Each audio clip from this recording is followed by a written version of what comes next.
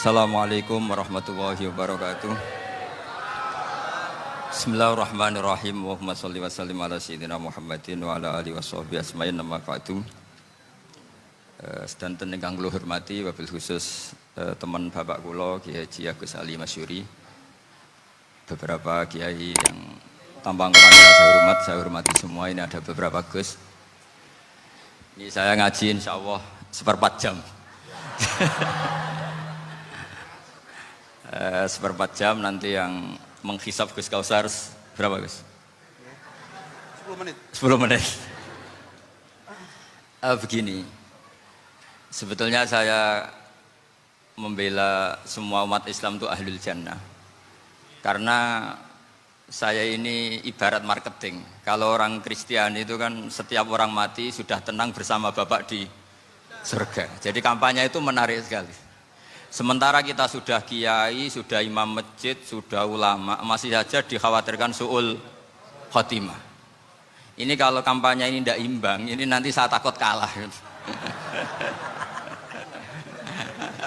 Makanya saya bilang pokoknya semua orang mukmin itu ahlul jannah. Karena memang asli hadisnya seperti itu, man qala la ilaha illallah dakhalal jannah. Bahwa kemudian ada beberapa kiai yang mungkin wataknya itu pesimis, kemudian bikin sekian aturan-aturan yang sebetulnya itu cerminan dari pesimisnya, terus akan masuk surga itu susahnya bukan main. Nah itu saya tidak setuju karena tadi pasti kalah dengan kampanye sebelah yang setiap orang mati dibilang sudah tenang bersama Bapak di surga. Jadi ini penting. Terus kedua saya bilang agama ini sudah begitu baik.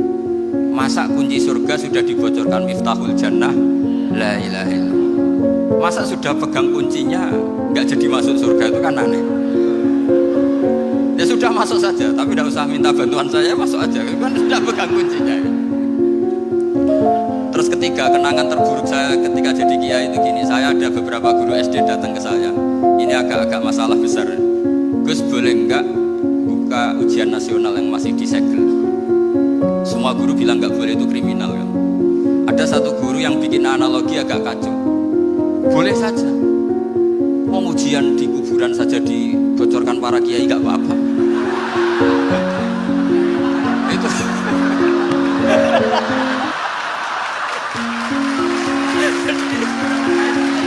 Tapi ini kriminal ya. Perhatian kepada kiai, nggak boleh memukul pemateri.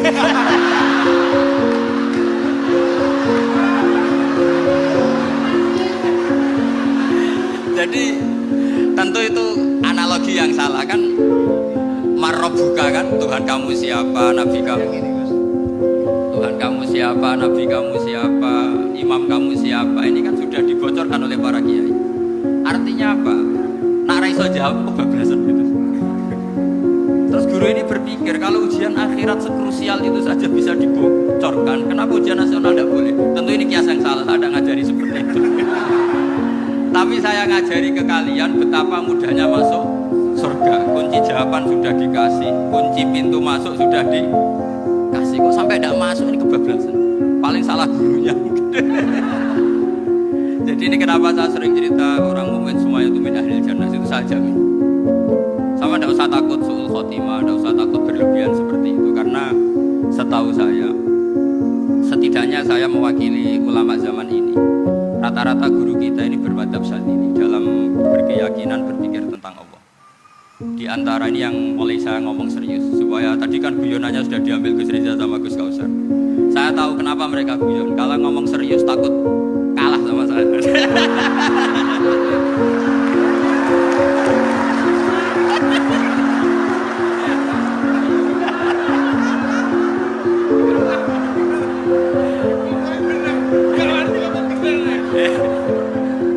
Karena saya ini sudah terkenal pemikir serius, jadi artinya itu satu kepintaran mengalihkan, sudah itu satu kecerdasan. Tidak hanya ngalim, tapi betul cerdas. Jadi itu bukti beliau ini cerdas itu.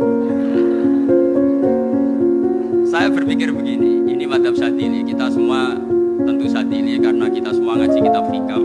Kita tahu kitab hikam itu muridnya Abul Abbas Al-Mursi, muridnya Syekh Abil Hasan Asy-Syadzili. Saya masih ingat betul makalah itu dan saya ulang-ulang setiap saya ngajar di sarang saya ajarkan.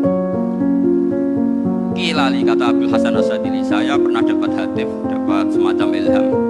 Apa makna min syarril waswasil khannas? Itu kata beliau dijawab oleh hatif itu. Hatif itu nggak perlu diterjemah tadi ada, karena tadi diajarin itu. Apa yang dihidupkan itu nggak perlu dijelaskan. Kata hatif tadi, waswasun yadkhulu bainaka wa baina habibika yunsika altafahu alhasanah wa yudzakiruka af'alaka asayya wa yukassiru indaka dzatas shimal wa yuqallilu indaka dzatal yamin liya'jila bika an husnidzanni billah ila su'idzanni billah. Jadi yang dikatakan waswas adalah kamu digiring untuk hanya ingat sisi-sisi kamu yang negatif, dilupakan bahwa Anda punya sisi-sisi yang positif. Misalnya seperti ini, mungkin secara fikih tadi banser-banser tegas, wah ini masalah lelaki perempuan dipisahkan gini-gini. Tapi kenapa Ghazali bilang ya sudah gini gak apa-apa. Sebetulnya ada rukhsah itu karena ini di depan umum. Yang paling pantangan Nabi itu la yakhluwanna rajulun bimra'atin. Ini ada yang menjaminnya gitu. Malah khawatir saya di sini dipisah, tapi setelah berduaan nggak bisa. Jadi toleransinya karena ini di depan umum, itu masih ada toleransinya. La yakhluwanna rajulun bimra'atin. Begitu juga ketika kita dosa, misalnya kita dosa. Orang Islam setiap dosa itu pasti ingat salahnya, atau kemudian istighfar. Dan ketika satu kebaikan dibandingkan keburukan, itu kata semua ulama, karena sayi'ah itu bernilai 1, kebaikan bernilai apa? 10. Itu masih surplus berapa? 9. Jadi itu cara berpikir Abdul Hasan Asadili. Kenapa kamu harus berpikir positif tentang Tuhan? Sekali berpikir tentang negatif, itu bahaya betul. Misalnya begini, kamu berpikir Ustari wangi jadi kiai, sujud, rukuk, ternyata aku tetap lebih neraka, gunanya apa? Itu menurut saya kan gak punya akal. Sujud itu satu kelaziman menghamba kepada Allah. Normalnya seorang hamba itu ya sujud. Kemudian gara-gara kamu ingin masuk surga, terus logika kamu dibalik, gunanya apa saya sujud? Ternyata saya masuk neraka. Itu pertanyaan yang benar-benar bodoh, dan itu menjadikan Allah benci. Logikanya dibalik begini. Ini saya ngomong serius karena ini bentuk kemenangan saya. Ini bentuk kemenangan saya. Saya berkali-kali ngomong di kota pelajar di Jogja karena banyak pengujinya juga. Bukan sekedar pendamping tapi penguji. Banyak yang profesor, bukan sekedar dokter, banyak yang profesor. Jadi ya, ini dok. Begini, saya pernah ditanya sama seorang dosen, Gus, saya ini ngaji hadis banyak, tapi ada yang saya tidak paham, yaitu mangkola la ilaha illallah dakhalal jannah, ada kalimat wa in zana wa in saraka. Meskipun pernah zina, pernah maling. Ini kan seakan-akan mentoleransi perzinahan dan pemalingan. Terus saya bilang, oh makna hadis itu seperti ini. Jadi kebenaran absolut, kebenaran yang mutlak itu tidak akan terganggu oleh status perilaku seseorang. Saya berkali-kali memberi contoh. Orang yang ditangkap KPK akan bilang 1 tambah 1 2. KPK-nya juga bilang 2. Rivalitas dalam politik, Pak Prabowo ya bilang 2, Pak Jokowi juga bilang 2. Orang yang zaniyah, yang lonte pun akan bilang 2. Muftinya juga bilang 2. Ketua MUI-nya juga bilang 2. Artinya gini, kebenaran yang absolut adalah kebenaran yang siapapun akan meyakini seperti itu. Seperti 1 ditambah 1 2. Kamu punya musuh bilang 2. Kalau ibu-ibu ini punya maru, ya marunya bilang 2 tadi tambah mama, nggak tahu saya terjemahnya apa tadi. Nah, kebenaran yang absolut itu kebenaran yang siapapun pasti mengakui. Dan uniknya begini, saya kalau saya pernah ngaji acara himmah, acara pondok sarang di Demak. Kalau kamu bilang 1 ditambah 1 menjadi 2, untuk mengatakan 2 itu kamu butuh hadiah enggak? Mereka semua jawab enggak. Kita semua enjoy saja mengatakan tembok itu putih. Kenapa? Karena memang putih. Kita mengatakan 1 tambah 1 2 karena memang kita tanpa presentasi dapat hadiah, dapat penghormatan. Kenapa untuk mengatakan Allah itu Tuhan kita butuh surga? Memangnya kalau tidak ada surga Allah tidak jadi Tuhan? Ini problem orang soleh-soleh yang terlalu pesimis. Makanya nanti orang-orang soleh itu masuk surganya berat. Tapi kalau orang alim lebih gampang kira-kira seperti itu. Iya, karena kan imannya lebih bagus. Dalam hadis qudsi Allah ini yang dibeli orang-orang soleh. Laulam akhluk jannatan wala naron alam akun ahlan an uto'ah. Dalam hadis qudsi itu, Kalau saja saya tidak menciptakan surga dan neraka, apa saya tidak jadi Tuhan yang perlu ditaati? Apa kalau kamu tidak saya kasih uang 1 juta terus bilang 1 tambah 1 11? Enggak kan? Tetap bilang berapa? 2. Kalau kebenaran absolut yang 1 tambah 1 kamu bilang 2 meskipun tanpa mendapat hadiah. Kenapa untuk bilang Allah Tuhan kamu butuh hadiah surga? Itu kan serah ikhlas belas. Makanya saya terus mengajarkan ikhlas. Ikhlas itu bisa dilatih dengan akal, dengan pikiran, bil ilmi lah. Harus dilatih. Nah di sini ini momen atau makna yang mestinya harus difahami wa inzana, bahwa kalimat ini sah meskipun dilafatkan seorang yang pernah zina. Sama seperti 1 tambah 1 2 sah, diucapkan siapa saja sah.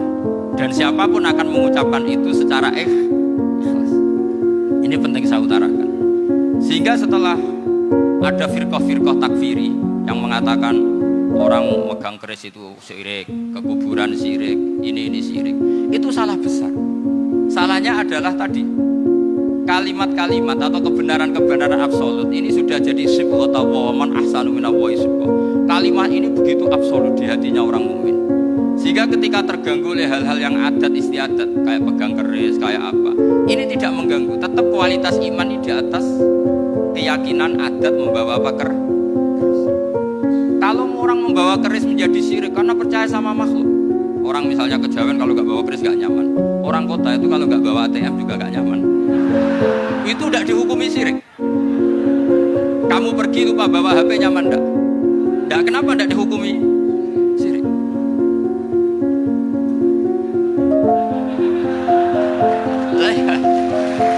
Jadi ini logika.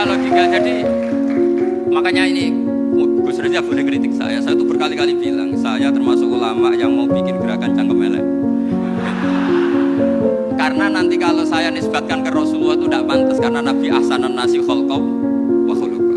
Tapi saya siap jadi bempernya Rasulullah sallallahu alaihi